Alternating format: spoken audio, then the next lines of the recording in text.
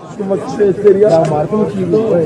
escalation of tension and armed conflict in the Middle East, already racked by violence and bloodshed, has been signaled by Iran and Pakistan trading airstrikes this week.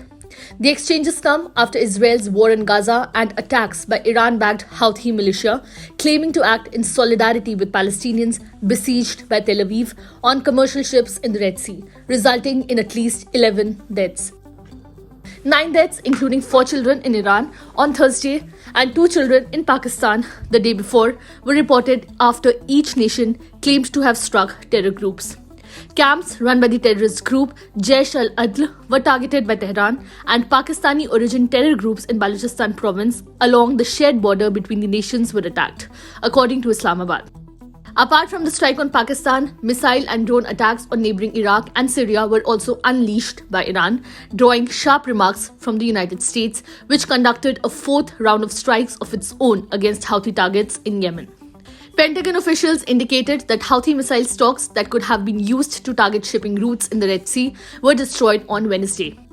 Statements on the flurry of airstrikes by Iran were also released by China and India, with Beijing calling for restraint from both sides and New Delhi distancing itself from a matter between Iran and Pakistan.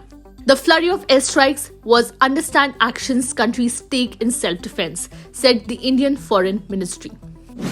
Iran and Pakistan airstrike. What is their take?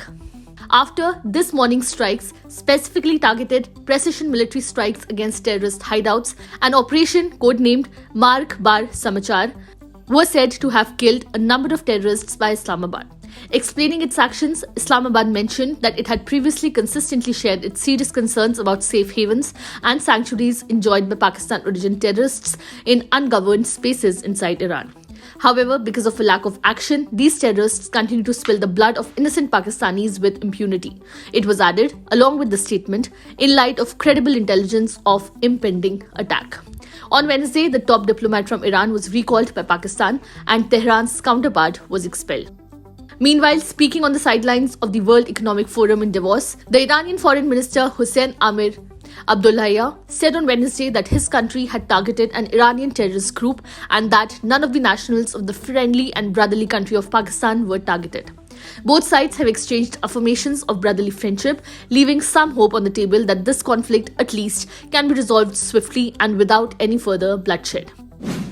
US criticizes Iran's violation of sovereign borders.